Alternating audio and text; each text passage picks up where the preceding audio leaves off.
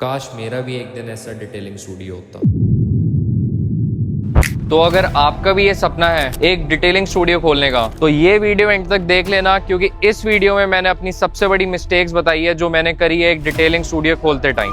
सो जिन लोग को नहीं पता, मेरा नाम है यश एंड मेरी एज है 20 एंड मेरे को डिटेलिंग डेविल्स का स्टूडियो रन करते हुए हो गए 1.5 साल। सो शुरू करते हैं आज की वीडियो बिना किसी देरी के। सबसे पहली गलती, यार हम क्या सोचते थे कि हम जो प्राइजेस दे रहे हैं वो हम अपने हिसाब से दे। फॉर एग्जाम्पल मैं क्या करता था, मैं सोचता था कि मैं 500 रुपये दूंगा तो कस्टमर को भी 500 रुपये देते हैं। सर ये हमारी सबसे पहली एंड सबसे बड़ी गलती थी यार। प्राइसिंग कभी भी आप अपने हिसाब से सेट ना करो। जो आपके मार्केट रेट्स के प्राइजेस चल रहे हैं उसी पे आप जाओ एंड किसी भी कस्टमर को आप ये सोच के प्राइस ना देना कि यार मैं इतना पे कर सकता हूँ तो कस्टमर भी इतना पे करेगा। क्योंकि यार अगर आप अपना डिटेलिंग स्टूडियो खोलते हो, आप कभी ट्राई करना ज़्यादा चार्ज करने की, लोग आपको डबल ट्रिपल भी दे सकते हैं, बट कभी भी आप अपने माइंडसेट से मत सोचना कि मैं इतना पे करूंगा तो मेरे को भी कस्टमर इतना ही देगा। सो यार इस गलती से हुआ क्या, हमारा यार स्टूडियो फुल्ली बुक्ड रहता तो था, बट अगर आप कॉस्ट कैलकुलेट करने में हो तो आपके रोज के खर्चे भी नहीं निकल पाते। अब आप एक एग्जाम्पल ले लो, एक नॉर्मल वॉशिंग वाला 300 रुपये लेता है। अब उसकी कॉस्ट क्या आती है, उसकी आती है केवल एक बंदे की सैलरी एंड उसका पानी का खर्चा एंड इलेक्ट्रिसिटी की थोड़ी बहुत, बेसिकली उसकी रेंट की कोई कॉस्टिंग आती नहीं है। बट अगर आप हमारे स्टूडियो के कंपैरिजन में लेते हो, अगर हम भी उसको 300 रुपये में बेचते हैं, क्योंकि यार यहाँ लोकल लोग 300 में बेच रहे थे तो हमने भी स्टार्टिंग में 400-500 प्राइस कर दिया था। 300 तो हमने कभी भी नहीं करा। बट गाइज अब हमारी कॉस्टिंग आप देखो कितनी ज़्यादा बढ़ जाती है। हमारा जो रेंट है उस बंदे से 10 गुना ज़्यादा है। हम 1 लाख रुपए रेंट पे करते हैं फॉर एग्जाम्पल, एंड वो बंदा 10,000 रुपये कर रहा है एंड हमने अपनी कॉस्टिंग कितनी बढ़ाई, केवल 200 रुपये। तो यार ये चीज़ आप बहुत ध्यान में रखो, आप अपने एक्सपेंसेस निकालो, अपनी कॉस्टिंग देखो, ना कि दूसरों से कंपेयर करो। एंड जो भी आप अपनी कॉस्ट रख रहे हो स्टूडियो में अपनी किसी भी सर्विस की, वो इस हिसाब से रखो जो आपके एक अच्छे लेवल के प्लेयर रख रहे हैं। अगर आपका एक नॉर्मल लेवल का स्टूडियो है तो ठीक है आप 300 रुपये चार्ज करो, बट गाइज अगर आपका एक हाई एंड स्टूडियो है तो आप उसी हिसाब से 800, 900, 1000 रुपये ही चार्ज करना। सो गाइज अब मैं बताता हूँ आपको मेरी सबसे बड़ी दूसरी गलती। तो यार सबसे मेरे को ये बहुत ही एक्सपेंसिव गलती लगती है जिसमें मैं लाखों रुपये बचा लेता, वो ये थी गाइज, मैंने बहुत सारे अननेसेसरी इक्विपमेंट्स बाय करे।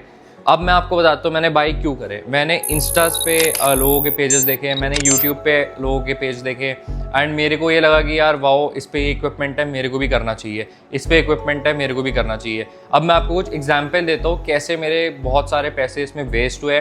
एंड चलो गाइज कहीं ना कहीं वो इक्विपमेंट हमें कभी काम आए हैं, नो डाउट वो यूजफुल थे, बट गाइज मेरा ये मानना है उन इक्विपमेंट की जगह मैं वही सेम काम किसी बंदे से भी करा सकता था, या फिर मैं वो काम कहीं और वे से या किसी और चीज़ से करवा सकता था। अब फॉर एग्जाम्पल गाइज मेरे पे एक सिस्टम है, मिस सिस्टम, जो मैंने अपने शोरूम में लगाया है। अब वो सिस्टम आई थिंक 30-40 हज़ार रुपये का कुछ था, मतलब काफ़ी हज़ारों का था वो। एंड गाइज मैं आपको सही बता रहा हूँ, आज की डेट में वो सिस्टम मेरा यूज़ तक नहीं होता, हम बिल्कुल भी उसको यूज़ में नहीं लाते, क्योंकि हमारे जो पीपीएफ एप्लीकेटर है वो इतने एक्सपीरियंसड है कि वैसी उधर डस्ट नहीं आती है।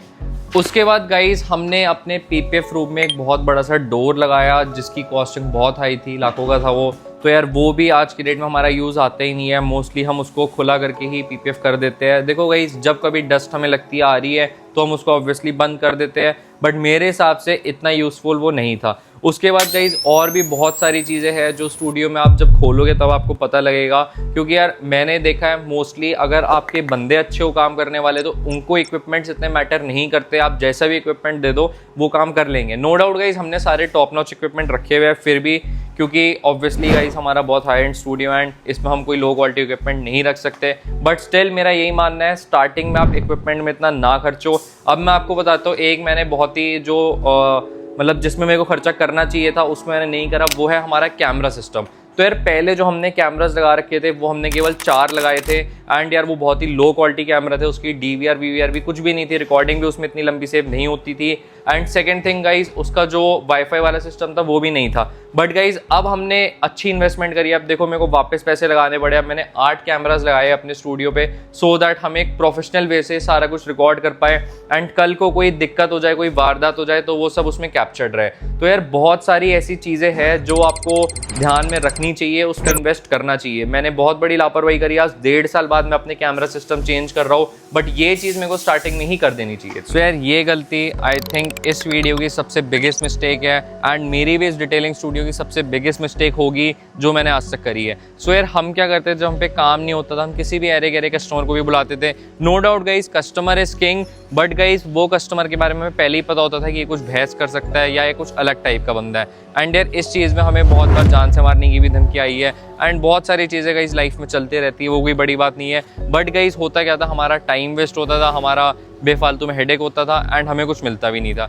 तो गाइस ये मैं आपको सबसे बड़ी चीज़ बता रहा हूँ, किसी भी कस्टमर को एंटरटेन ना करना। जिस पे आपको शक है वो कोई न्यूसेंस करके जा सकता है, उसको पहले ही आप मना कर दो। एंड मना करने की भी बहुत दो ये सिंपल ईजी वे है। फर्स्ट डे है आप उसको बोल दो कि हम पे अगले महीने स्लॉट अवेलेबल, आप अगले महीने आओ। सेकंड डे है आप उसको ऐसा प्राइस ठोको कि वो आप पे आए ना। फॉर एग्जाम्पल आप लाख रुपए की बीपीएफ करते हो तो आप उसको बोलो सर 2 लाख रुपए 2.5 लाख रुपए की होगी, वो वैसे ही चले आएगा। एंड अगर फिर भी वो आ गया तो आप उससे 50% एडवांस ले लो सो दैट आपका इतना नुकसान ना हो। तो गाइस ये गलती आप ज़रूर दिमाग में रखना, हर कस्टमर को एंटरटेन ना करना। भले ही आप काम ना करो, स्टूडियो बंद कर दो, बट गाइस कुछ कस्टमर्स ऐसे होते हैं जो आपकी लाइफ को इतना हेल बना सकते हैं आप सोच भी नहीं सकते हो। सो यार अब बात करते हैं अपनी चौथी गलती, एंड ये भी मैं मानता हूँ अपनी वन ऑफ द बिगेस्ट गलती थी, वो थी बिफोर एंड आफ्टर फोटोज लेना। सो गाइज अब मैं आपको बताता हूँ ये हमें 2 वे पे बहुत ज़्यादा घातक पड़ी है। एंड मैं आपको सही बता रहा हूँ गाइज, हमें इसमें इतना नुकसान हुआ आप सोच भी नहीं सकते। पहली चीज़ तो ये, फॉर एग्जाम्पल हम किसी गाड़ी की ट्रांसफॉर्मेशन कर रहे हो तो before and after photos guys हमारी यूज हो जाती है इंस्टाग्राम पेजेस पे एंड इंस्टाग्राम फोटोज पे।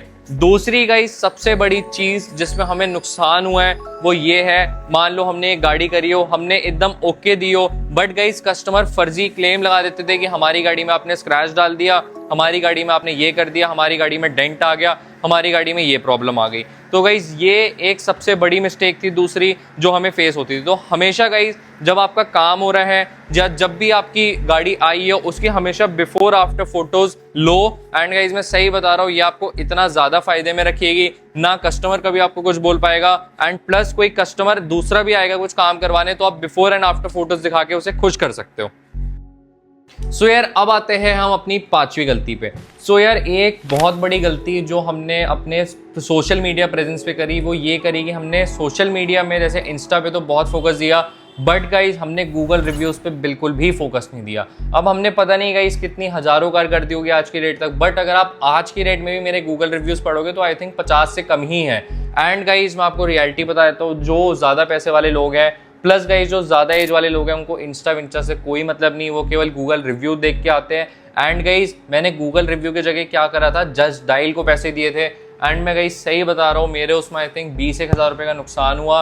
एंड मैं गाइज आपको क्या बताऊँ, आप मानोगे नहीं मानोगे, आप लोग बोलोगे मे बी ये ऐसी झूठ बोल रहा हूँ, बट मेरे को सिंगल कस्टमर भी उस जस्ट डायल से नहीं आया है। एंड ये रियलिटी है, मैं तुमको आज की डेट तक इतनी गालियाँ देता हूँ कि यार तुमने मेरे को क्यों पागल बनाया।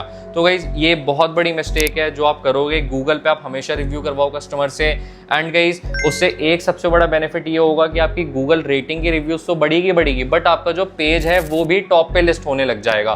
तो गाइज ये बहुत बड़ी चीज़ है जिस पर आपको एक फोकस करना चाहिए। सो गाइज ये तो थी अपनी 5 गलतियाँ एंड आई होप आप यार इनसे कुछ सीखो। बट गाइज अब मैं आपको एक बहुत ही बढ़िया एंड एक बोनस टिप दे रहा हूँ, एक बोनस गलती बता रहा हूँ जो आई थिंक आप कभी भी ना करना, स्टार्टिंग से आप ये गलती को ना करना। सो यार डिटेलिंग बिजनेस बेसिकली चलता ही रेफरल पे है।